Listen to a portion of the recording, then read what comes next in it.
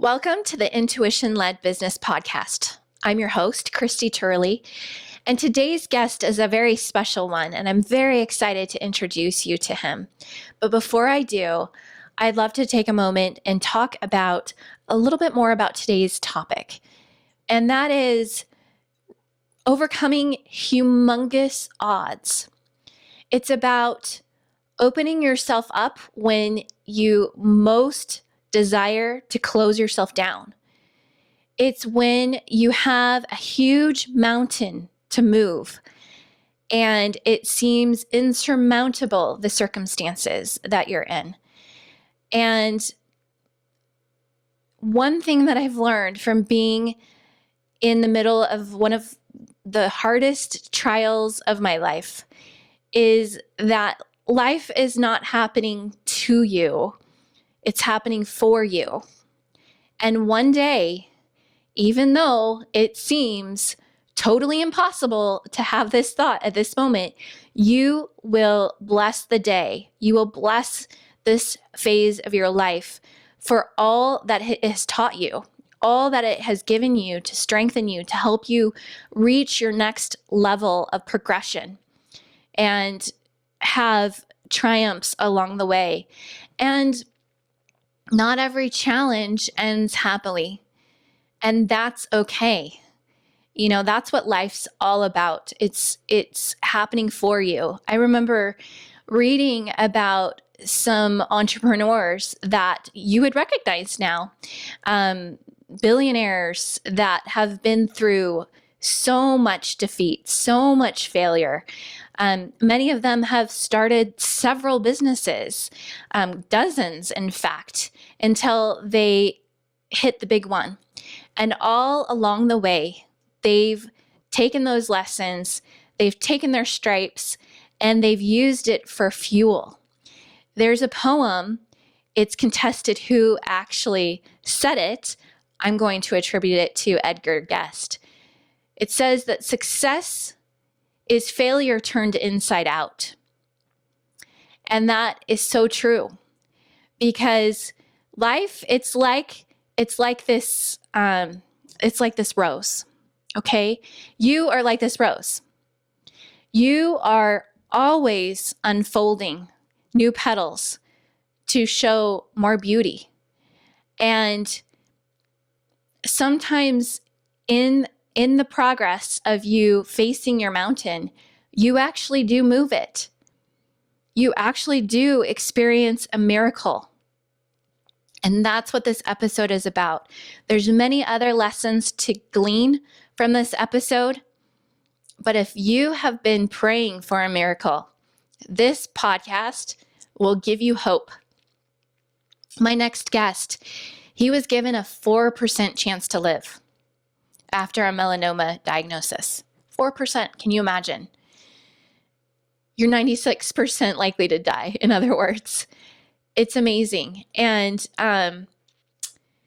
he is a living example of moving a mountain and healing from the inside out and living with purpose. He is a walking miracle, and now he helps other people have their miracles. His name is Georges Cordoba. And he is an amazing holistic health coach from the Health Coach Institute. And he loves talking about finding the blessing in the challenge and living for today and not tomorrow, and not be worried about the past. Here's the thing that I've learned about worry and doubt. When people say, trust in God with all your mind, all your heart, all your strength, people think they're doing that.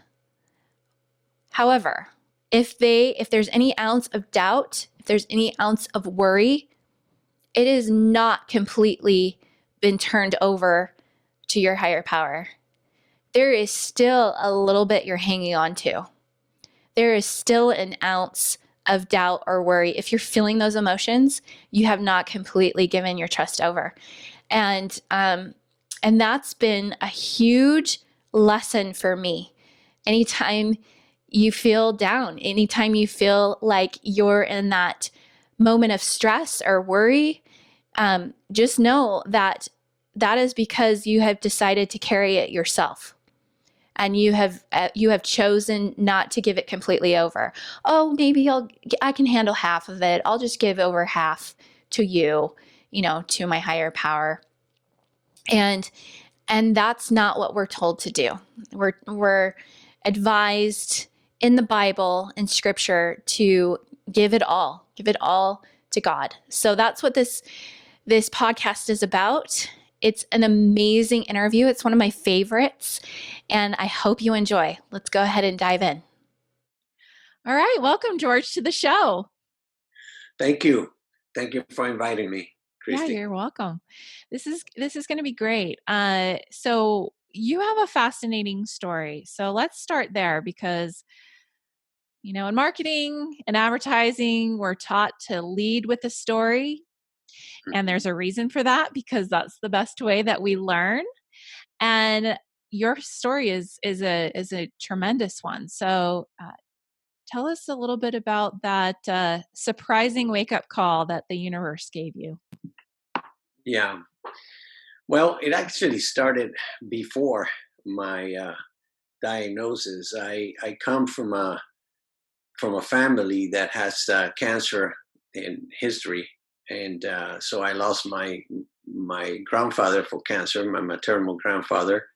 Then I lost my uncle from cancer. Then my mother, and all this and other family members in Spain and Greece and in Venezuela. I was born in Venezuela. But the fact is that I grew up fearing that at some point in my life, it would do me as well. And about 3 weeks after a pretty ugly experience, losing my mother from lung cancer, I was diagnosed as well. And so everything just basically everything stopped at that moment. I wasn't sure. I just couldn't believe it. I said, no, it can't be that I'm going through this as well. And so that was the beginning of roller coaster. It happened, maybe 3 to 4 weeks. I was just in denial. Then I was mad. I was scared. It's just the typical behavior that anybody that is diagnosed with cancer, goes through. But in my case, it was a malignant melanoma, and it was already in my lymph nodes by the time they did some tests and so forth. So it was pretty scary at the moment. At the time, melanoma was fairly new for treatments in terms of treatments, and so. Needless to say, I felt like a guinea pig because they were trying a bunch of stuff on me. But all in all, it was a 10-year battle, 11 surgeries, and including 4 craniotomies. And I had metastasis in the brain, 8 tumors, and 2 of them not operable. At that point, and that was in 2008, I decided that it was great in terms of my surgeons. If it wasn't for them, I would not be talking to you, Christie. But on the other hand, the traditional treatments, were not doing anything for me. So, with a leap of faith and some meditation and prayer, I decided to go natural, the natural route to heal myself. And here I am, pretty much 8 years later. But I beat the odds, and I'm the first family member that survives this disease, which I'll tell you in a second that it really isn't. But for me, the whole thing changed my life. Surviving changed my life, and I see it really as a divine tap in the shoulder for me, because actually it gave me the chance to sing the song I was born to sing. It aligned with my purpose in life, which was really to help people in many areas. And as soon as I survived and I was clear for over a year or two, I started to be invited in hospitals and churches, synagogues, just to share my story. And that really prompted me even though I kept being part of the technology world. I was a CTO, chief technology officer. But I started to work on the holistic side of things, natural stuff that I have already investigated, and it worked for me. And so I became to do things like becoming a Reiki practitioner, then a Reiki Master. I wrote my book, and I was doing talks, and little by little, something started to, when you find your purpose, I believe that the universe, God, conspires for you to really follow that path. And so it doesn't become work anymore. It's just like exciting. I can share my story. You can do it. You can beat the odds too. You can move your mountain. And so I went that route.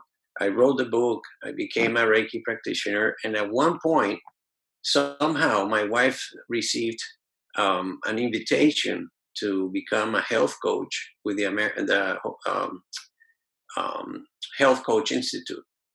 And basically, because of all the stuff that we were talking, she actually forwarded that email to me and said, "This is for you. Check it out." And I did. I did check it out. I went up to their site, and it was like love at first sight. I just said, "This is it.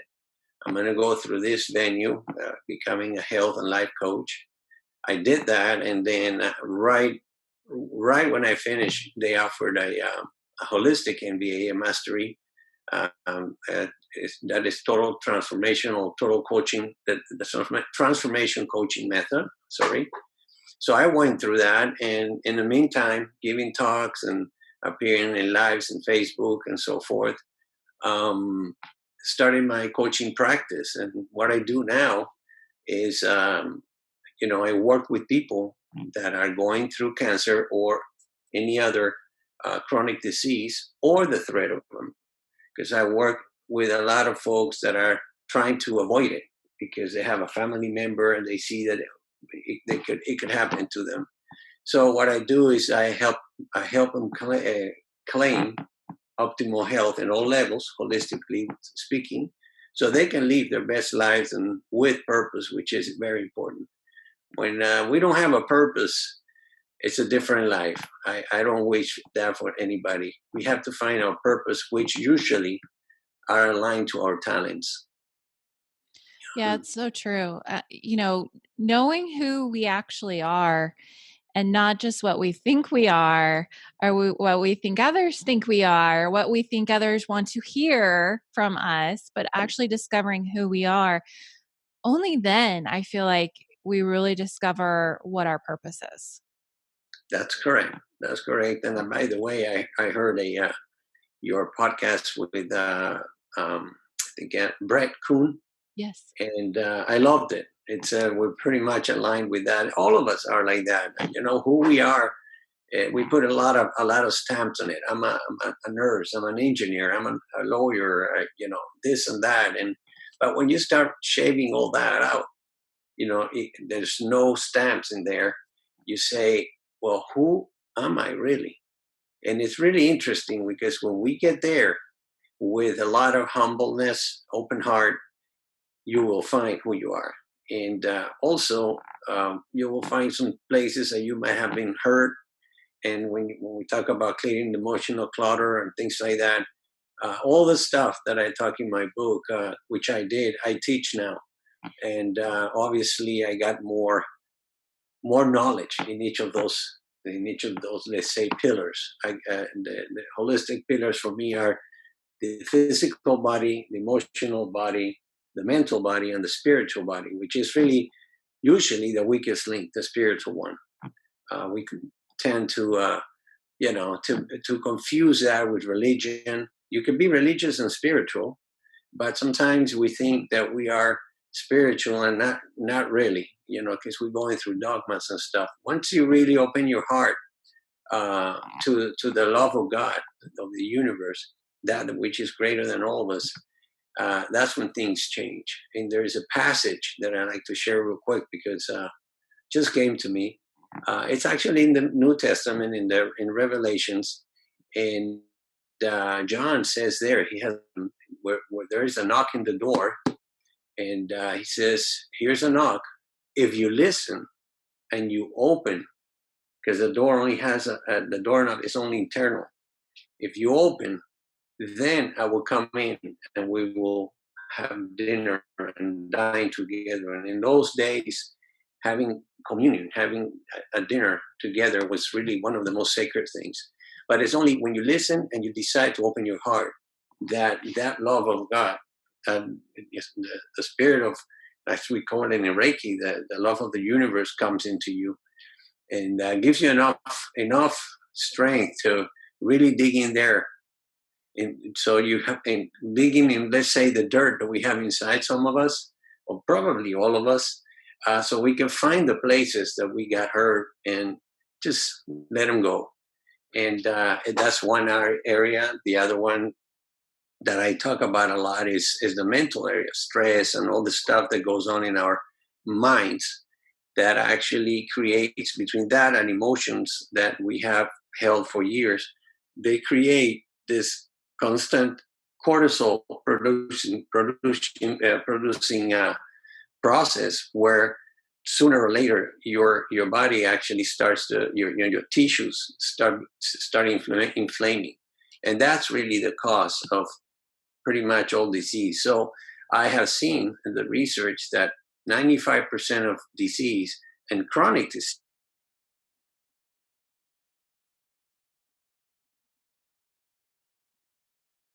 through your digestive system. It's amazing because when you stress or you have stuff in your, go ahead. Can you just repeat? I'll cut this out, but it froze. And so I want you to finish the thought of the 95% of disease starts in the mind. Just start from there and then go into your next thought. Okay. So 95% of disease starts in the mind and emotions. From there, actually, and the reason it happens that way is because actually all disease originate in the gut, in our digestive system, but it's really affected by the mind, by our stress, stuff that we have going, anger, anxiety. And so if you are in that mode, in that mindset, your digestion never really goes the right way. It does a proper breakdown. So the nutrients go where they had to go. So it doesn't matter if you're eating very healthy, but if you're stressed when you eat, or you eat fast, or you eat in the car, or on the way, all the stuff that we do in our society, that stuff really is like if you had a lion following you when you were having your lunch, and you just, you're either fight or flight. And so that's where the sympathetic system works in a way that it shuts down your digestive system, and what your body very wisely says, okay, I'll take all this stuff that Christie just consumed, I'll just deposit it on the gut and the bud and so forth. So you could be eating very healthy, but if you're stressed, if you have emotions, that anger, or somebody hurt you, or you hurt somebody, it is very important to clear that out. Yeah, it brings new meaning to you are what you eat. Yes, absolutely. There's plenty of stuff that out there, and in terms of the holistic self, it's a body's one thing, but then we affect that body with our emotions, our mental mindset, and also the lack of spirituality connection to that amazing force of love, which is healing. It's part of what. Thank God I opened up, and like I told you, I opened that door, and I was open to receive that love from anybody that was offering it, especially from that guy out there, or that being out there. Yeah, and it's so important to have that connection. And like you said before, you don't have to be religious. Even some religious people aren't very spiritual. I know I was at one point. I'd go to church, check the boxes, Same here. and then again, not feel very connected and just going through the motions. And so, yeah, your whole life transforms when you allow that spirituality and that spiritual intelligence to increase, because we are spiritual beings, we are souls. And if we're disconnected with our creator, then we're disconnected from ourselves. Correct. And how do we really know who we are if we're not connected? Right. And the other thing, Christy, is how do we connect if we don't have time for ourselves? We're always in a hurry. Yeah. We're always thinking about different things that are on the outside. And the connection comes from the inside out. Same with the healing. That's how I healed. It was from the inside out. As I said, I see disease is really a message that the rest of our whole self is telling us, hey, Christy, you're messing up your life. This is a wake up call. Like for George was cancer. For other people, is diabetes or a heart attack, or but it's a message. It's a message to say, hey, you gotta change your lifestyle. You gotta. And when I work with my clients, the weakest link so far, I would say in the 90%, it's the lack of that connection with God, with the universe, which actually it's in trees. You and I are connected, so I could feed up from your energy if we allow it. If you're giving me something from your heart and I receive it from my heart, there's a channel there that opens up where miracles happen. That's the way God works. That's the way Reiki works. For example, I'm a channel as a practitioner, and I channel that love energy through my clients. And Yeah, so, and just to piggyback off of that, because I've studied Reiki too, but even beyond that, if you're not even familiar with it, we are all vessels.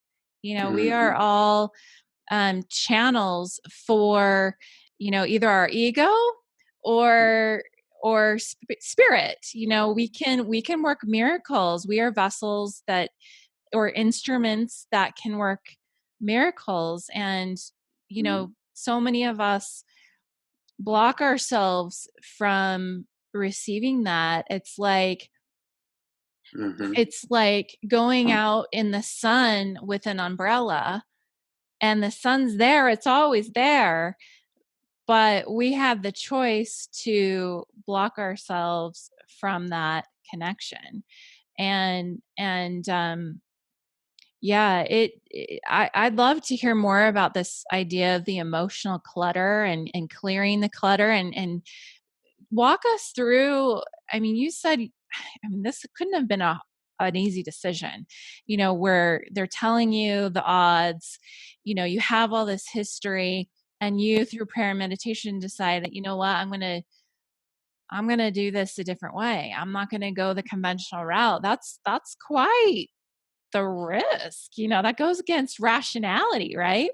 So what were the things that you did? And by no means is this medical diagnosis for anyone listening to the show, just so we get that clear. But what were those steps that you followed?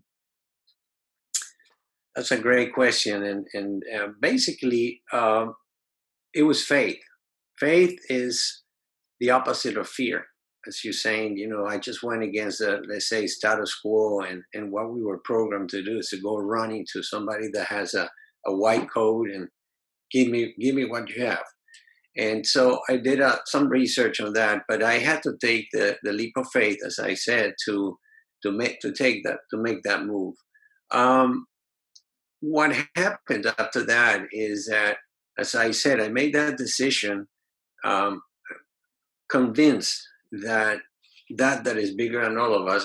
I call it God, because I grew up with that. Was with me, and I looked for ways to connect with Him. I started reading, and when you're sick, you find.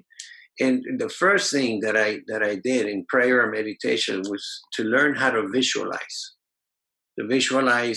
myself healing, and understanding that there was a lot in there. I read about forgiveness. I read about different things, and believe me, I was full of emotional clutter and mental clutter. The clutter of seeing cancer in uppercase letters and bold because of my family history, for example, getting rid of that belief and fear. It had to take, like you said, it was faith. In my case, it was faith. I was for sure. I was sure that God was with me, and I just said from the beginning, there's no way. I have 5 young children.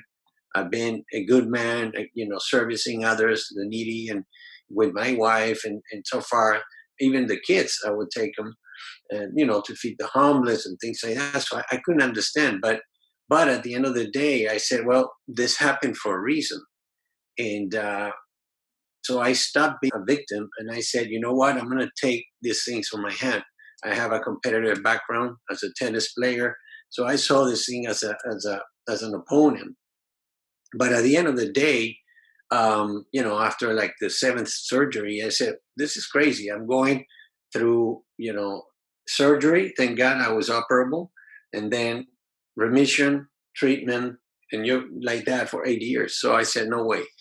And one of the things also that really helped me is my positive thinking. For example, I have physicians in my family, and so I called one of them, my daughter's godfather, and I'd say, hey, come over to the house while the kids are in school, and let's go to the New England School of Medicine, and I just want to see what this means. Now I have metastasis in the brain with melanoma, and it actually, he started reading it, and I remember this clearly. I mentioned it in the book. He started crying.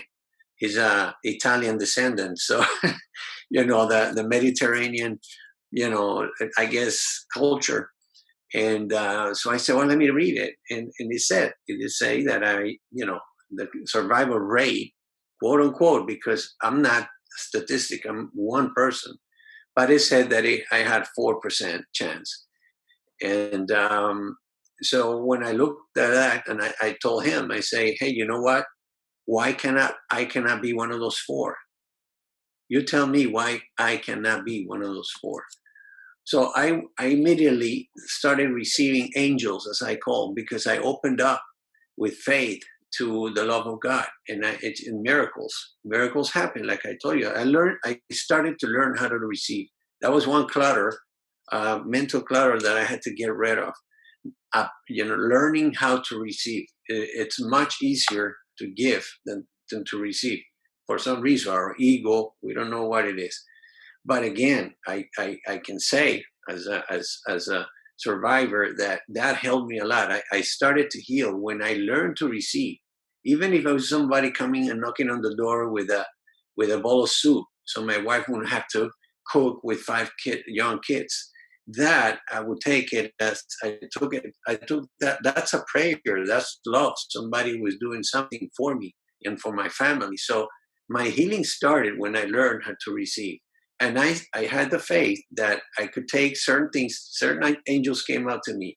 I remember this yoga teacher in church, and she told me about, relaxing, meditating, and so forth. I had a tennis coach that showed me how to visualize myself winning my matches, even though I would be losing. I don't know if you don't know scores in tennis, but if, let's say, I'm down in the 3rd set, 2 breaks, and and I come back and win, and I would see myself winning, shaking hands with the feeling of victory. So I started using all that stuff that I learned and new things. There was a lady that came to me and asked me for a favor. And I said, yes. What, after a mass, I was going to like early morning mass. That's my background. And so I would go, and this lady, Miriam, she came and says, hey, George, can you have a minute for me? And I say, yeah, sure. How can you, I want to ask you for a favor. And I said, yeah, how can I help you? And she said, look, I know that as a human being, I know that you're a person of faith, but you are nervous. I know that you're probably waking up at night and this and that. And she was reading everything that I was going through. So I want to ask you this favor. I want you to, whenever you wake up, go and get your Bible and go to the New Testament and focus on the miracles. Focus on Jesus' miracles. And guess what? That night, like almost every night at 3 a.m, I would wake up, I look at the ceiling, and then I walk around and see the kids. My wife is okay. I went to the living room, I picked up the Bible, and I opened it, and knowing that the New Testament is at the end. And the first miracle I found was the lady that had this she has like an eternal period. She had hemorrhage of bleeding. And so she had, in those days, by the way, in that situation, you couldn't even cook at your home. So she had the courage, the faith, again, to go and seek Jesus. He was in an amazing multitude, and she just basically said, man, if I can only touch his gown, I might heal. And she did. And he stopped and said, hey, who touched me? And the apostles say, hey, there's too many people here. What are you talking about? I said, no, somebody touched me in a special way. And she had the courage to say it was me. And the first miracle, there it was. She was open to receive. And Jesus didn't say, I heal you. He said, daughter, your faith has healed you. And then I kept looking, Christy. And it was always the same thing. Your faith has healed you. So something came to me. I felt this warm current inside me, and I always get touched with this. But I just understood that was something, like it was a message so strong. And then I just thank God for that angel, Miriam. It was, and then the other person, the yoga teacher, and then and then another thing that was amazing. It was a lesson for me. This whole thing, life is a lesson. And this experience is obviously a pretty strong lesson. But the help that I received, Christy, was from Hindus. I had employees from Pakistan in the technology world. I had friends, Protestants, Catholics, Jewish, everybody with the same source. So I understood that the source is separate, and you could be in any of all these philosophies, but if you are connected, it's the same God. And so that is really what made me make that decision and stick with it. I was sure. I like to share this. Faith is the certainty, because people sometimes we put faith on a natural level. We simplified it, and it's really supernatural. As the biblical verse, faith can move mountains. Well, faith is the certainty of what you want. That's all it is. No fear. I'm certain that I'm going to heal, because there's something out there much greater than me that is going to help me, that can do anything. And if you know how to ask and you know how to receive, remember we talked about that. Many people say, why Christy gets what she asked for and not me? Well, both of us made a plea, and we both the prayer was answered. The problem is that many of us don't know how to receive it. You ask, as Esther Hicks does it very well in her book. You ask, and what you already asked is given to you. The universe already gave it to you if it's good for you. The problem is that we have a problem. We don't know how to receive it. We don't feel worth receiving stuff. And that's why it's so easy. When you give, you feel good. Oh, I gave. But you're trying to give me something, you try it with your friends and family. No, thank you. No, don't worry. All you have to tell them is, hey, allow yourself to be loved, because I want to give it to you. You're blocking the love I'm trying to give you through this gift, or whatever, So Yeah, that's beautiful. And it is so important, because receiving is not a given. It is definitely, there's different aspects to receiving. You've got to become detached from the outcome, and how something might show up for you. And you might, let's say, like, here's just an example. We won't use health as an example. We'll use money, because a lot of people, they'll Or, put a certain dollar amount out there to the universe. So, you brought up Esther Hicks and law of attraction. So they'll put that number out there, and they'll think it has to come through in this particular way, in this particular stream of revenue.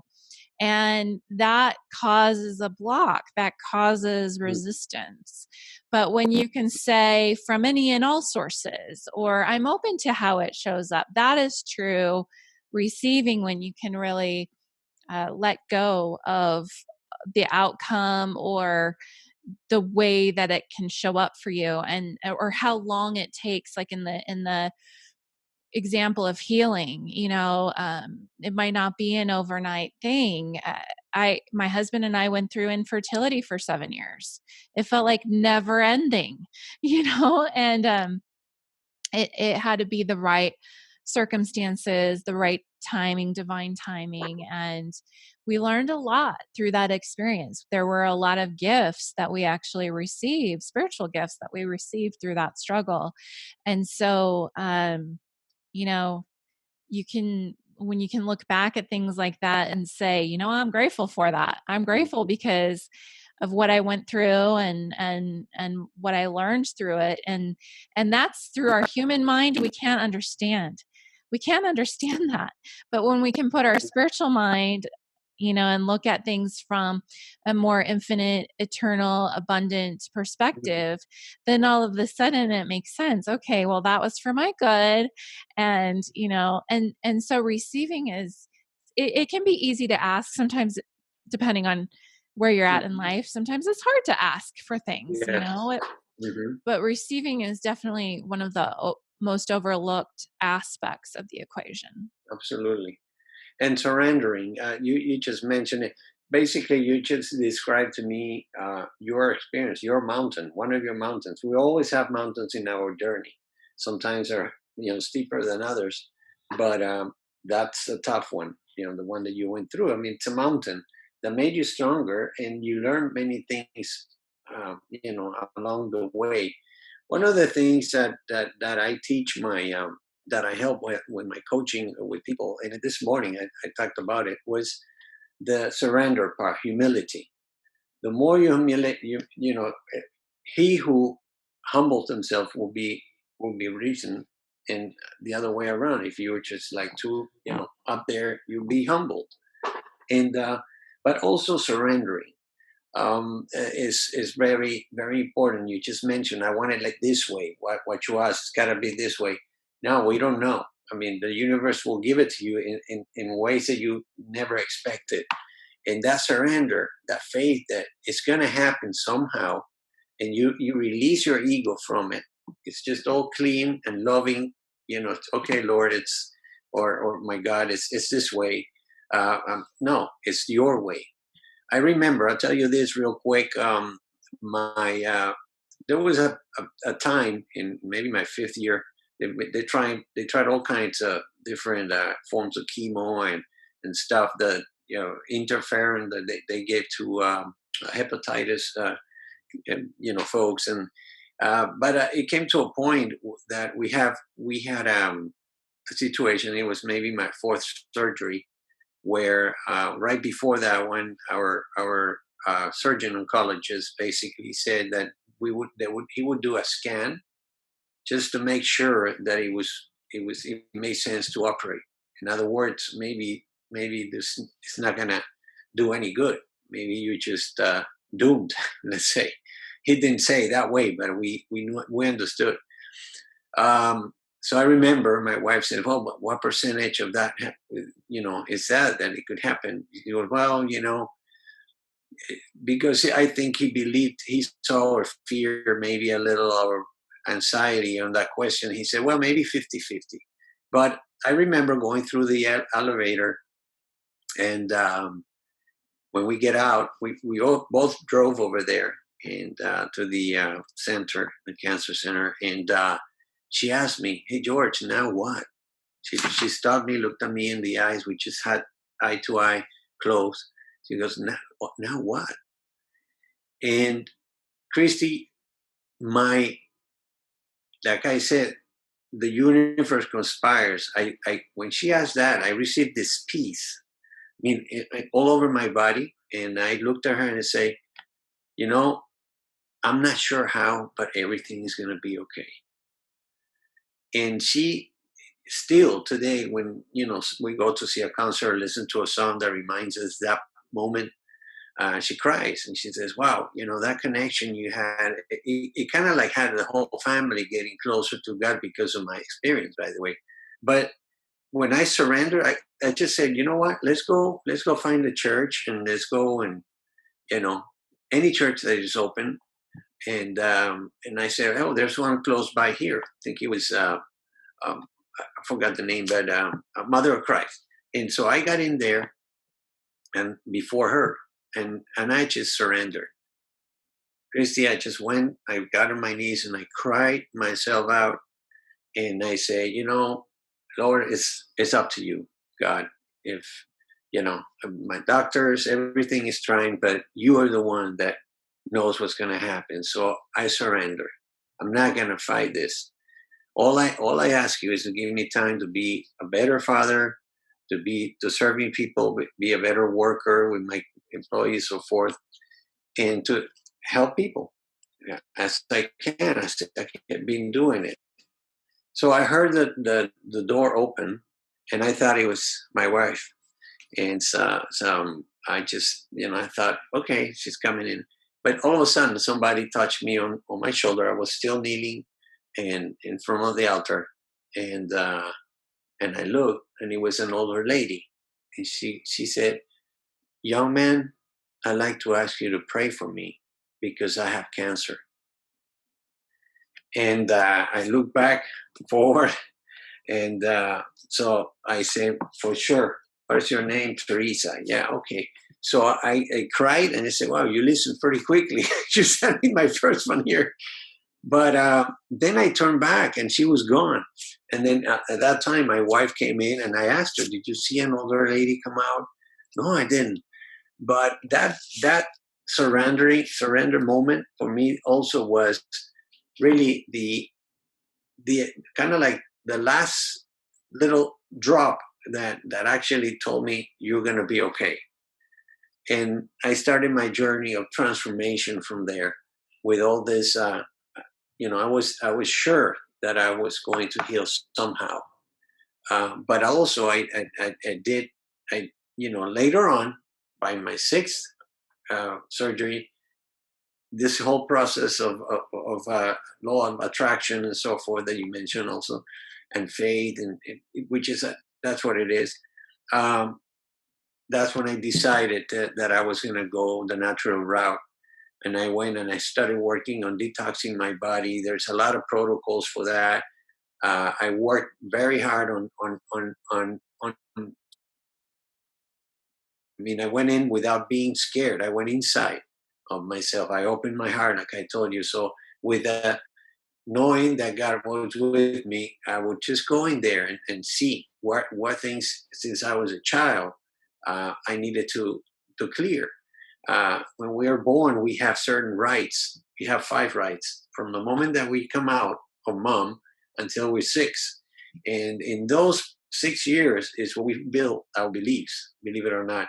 And those are the ones that dictate our decisions in life. So, and actually, there's some other things that happen. So it was a process to work and clearing my emotional clutter, the things that the people that I hurt or people that hurt me. And the hardest one was forgiving myself. That's the hardest form of forgiveness. And so then the meditation and the prayer and visualization, which I now apply so much to my clients, we go in there. And so, as I say, clearing the clutter is a matter of giving yourself time to do that. Because if we don't have the time, how are you going to really do this? So I was telling a client this morning, she was asking me, some things. And I said, look, you're doing great. The one thing that you have to be very diligent about is that take 2 hours of your time. It's your time, and time is precious. You may be 89 and say, man, I should have done this and this and this. It's your time. Nobody's putting a gun in your head. Society is at the gun. They say, oh, you got to hurry, whatever. You're already thinking about everything. No, nourish yourself. Nourish yourself. Take an hour of your day to nourish yourself, to be in silence and listen. Sometimes the best prayer, as Gandhi used to say, or Jesus, is just be in silence and listen. Don't be so noisy, always asking. Just listen, and things happen. And then you start really opening up and getting this confidence about your inner self. It's a process because we're not used to that. We're programmed to go the other way, external way. So, yeah. Yeah, that's the second often most forgotten step, just kind of like the ask and receive partnership. It's the ask and listen, or pray and listen part of it. Pray, meditate, right? It's Yes. so often we're like, okay, let's just, I'm going to say my prayer and then off to the races, but you're not sitting in silence and really listening. And I actually had Catherine Kerrigan on a while back. She's a medical intuitive, and she had this saying that she said, God can or the universe can tap you on the shoulder, for that wake up call. I'm totally butchering what she said, but like, Mhm. he can tap you on the shoulder, or if it's stronger than that, then that means that you probably weren't listening. And Mhm. I feel like, how I would add on to that is just what we're saying right here. It's like, how do you avoid the situation where he has to do more than just tap you on the shoulder? It's Mhm. listening. It's It's checking in listening. every day. It's, and it doesn't mean that you won't have a challenge in life that maybe is something you can choose into, because it'll be for your benefit. There will be an equal or better gift or reward on the other side. I truly believe that, but how do we mitigate that, and how do we have our life feel more calm and still? It's with that regular Mm-hmm. check-in, that Yeah, listening. it's almost like when you go to the gym or try anything else. It takes time, Yeah. and it's a practice. Yes, it And is. but once you get into that contemplation, meditation, prayer, you can read something, journal something. You do your morning routine, um, and you get in and you see what the results. You see the fruits of that. Nobody, you're gonna make it a non-negotiable time. That is your time. That is my time Mhm. to prepare for the day and to look forward for any. There might be, like I say, mountains come all the time. It's how you deal with those mountains once.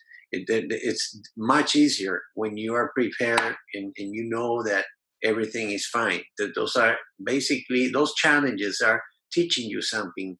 Don't go on the mindset that you're a victim or something. Why me? Whatever. No, it's a challenge. See it as, the universe saying, okay, Christy, this is another one for you, but you're gonna come out stronger out of that, and so forth.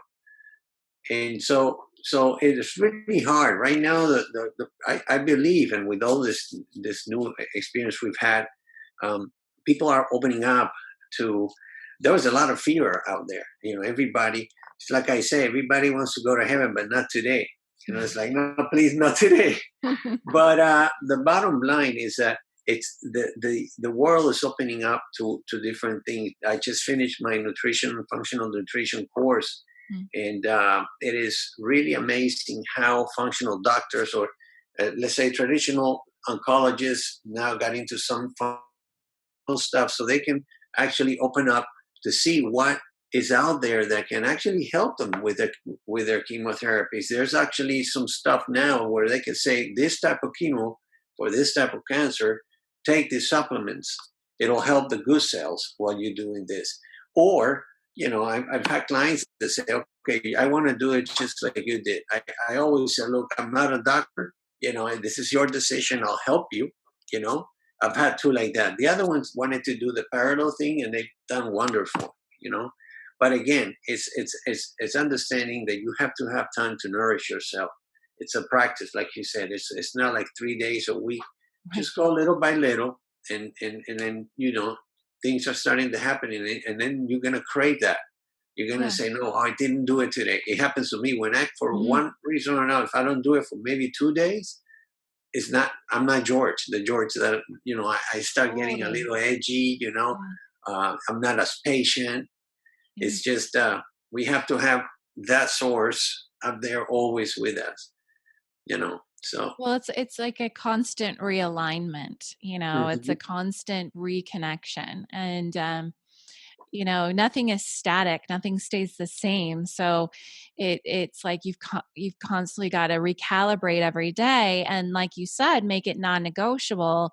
If a Mhm. time is negotiable, then it's no longer sacred time, right? And having time not just with yourself to listen, but creating sacred time for your family members, for Mhm. going on a date with your spouse or partner, and Absolutely. having these different types of sacred times that are non-negotiable. Mhm. That means without question they happen. And so yeah, it's so important. George, can you let us know how people can learn more about you, and then can you then finish us off on a high note, or a final thought, final piece of wisdom? Sure, sure. You can find me. I'm actually launching my website this weekend. Good. So it's www Qualivita. Quali is like quality of life in Latin. It's QUALE, and then V as in Victor, ITA. So it's qualityoflife.com, qualivita.com. Yeah, they can also reach me by email. That's coach.georges@qualivita.com, or on Instagram is Coach Georges. I'm all over the place. I have a Facebook page that it's Holistic Services, at Holistic Services, and so around that also, through my book. If they're interested in my book, they can get it in Amazon. The title is Good Morning Sunrise: Triumphing Over Cancer is Possible, and all my info is in there too. Great. Is That book is actually talking to a friend, by the way. That's what the majority of the reviews is, wow, it's almost like I had a friend talking to me through that, sharing that journey. Um, and To finish up, I'd like to say that we are all blessed.